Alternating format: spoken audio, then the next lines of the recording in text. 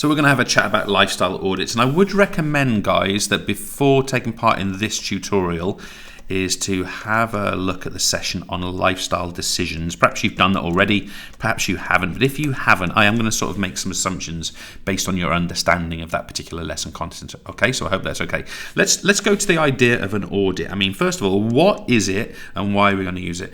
So an audit is going to be something like a questionnaire, okay, a questionnaire, or it could be something like an observation of somebody, or it could be something like some kind of self-report that somebody's going to make about, in this case, their lifestyle. Okay, so that's what we're talking about. And we'll often be talking here about a questionnaire.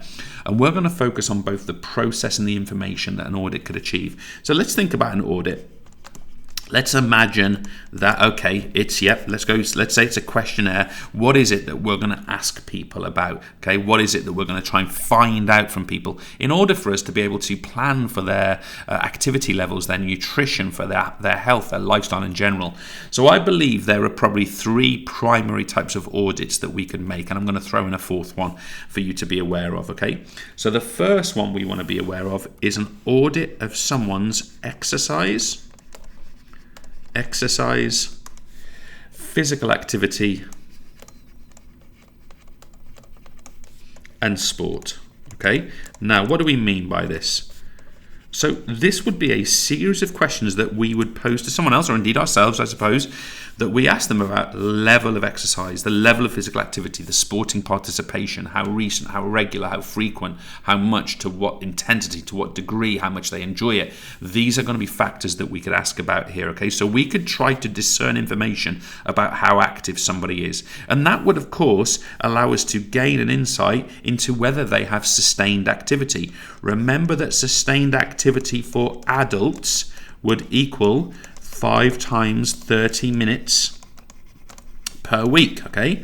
So we've looked at this concept before. So we could try to use an audit to establish whether that was happening, or if it was for children, whether it could be established whether these children were doing the minimum activity levels, which was seven lots of 60 minutes per week, depending on what you read, 2 of those activity sessions being of higher intensity. So the audit of exercise and physical activity and sport help us to establish levels of activity. So there's one type of audit. Good. Let's look at a second one. We could also audit someone, or a group indeed, in relation to nutrition. Okay, now with nutrition, we could be doing something like a food diary. We could be measuring calorific intake.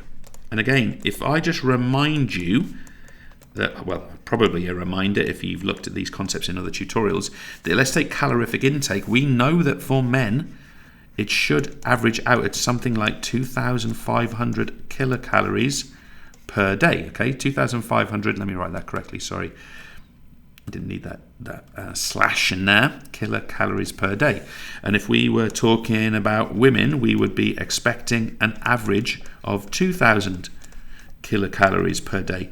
This nutritional kind of audit and insight would allow us to establish whether that is the case or that isn't.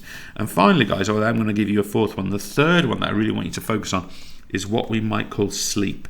Now, this is a really interesting one because we can look at patterns of sleep. We can look at extent of sleep.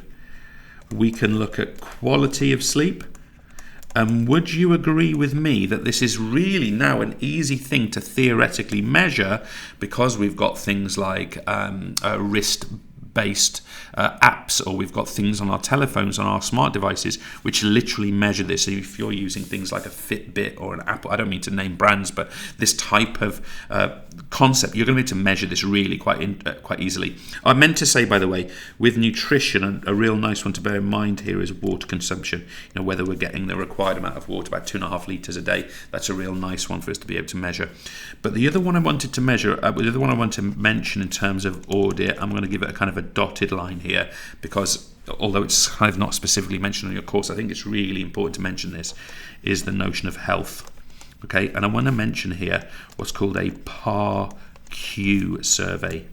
Okay, PAR-Q stands for, let me write it in for you, physical activity readiness readiness questionnaire. And it's a very simple standardized questionnaire, which something like someone working in a health, they're two N's by the way, rather than an M, they're two N's. Someone working in a health club might use this PARQ questionnaire because it allows us to assess a person's overall health and ensure that they are not too ill to participate in a physical activity program, for example. So there's a nice example for you. And again, it relates to exercise, physical activity and sport, but I think it just needs mentioning in its own right. Okay, good stuff. So a couple of things I want to mention here. I want to focus a little bit on the process. Okay, the process. So when we are giving some kind of audit, we want to make sure that it's the following things. We want to make sure that the audit experiences some kind of multi-completion. And this is probably going to mean before a training program, during, and after. Okay, so I think it's really important to mention that one to you. Okay, guys, we don't just fill out these audits once. We also look at what's changed and what can improve, right? So that process is really important. The information side of this, or let me put it in here, the information side of this, okay, and this really relates to our SMART principle. If those of you that studied that, we really want the information that comes out of this to be objective. Okay, objective. So if we ask someone, for example, their food diary, it needs to be honest, because otherwise, if we get things like demand characteristics, people completing what they think they should be doing, it's not a true reflection of what someone's able to do. Final things from me. Once we've done the audits with people, what are we going to do? We're going to analyze them. Okay, so we are going to break them down and look at them in detail, and we are going to analyze them. And what we are going to do is we are going to look for strengths. So let me actually put the strengths in green.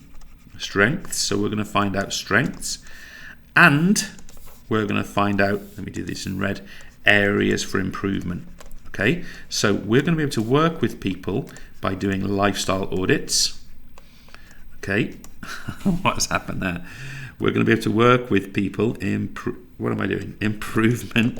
So we're going to be able to work with people, and once we've got these audits in place, we are going to be able to establish a rhythm of 3 groups. So what are we going to have? Well, not surprisingly, we're going to have strengths and areas of improvement for exercise, exactly as we had before. We're going to have strengths and areas of improvement for nutrition. What a surprise, exactly as we had it before. And we're going to have strengths and areas of improvement for sleep, sleep pattern, sleep extent, sleep quality. And that is exactly why we would make this audit stuff, because we could actually break this down and achieve this, and this. And that's ultimately what we want to bring this out in terms of areas for improvement and the strengths of what someone's done. We can build on their strengths, we can improve the things that they don't yet do well, and that's what the analysis is for. Cheers.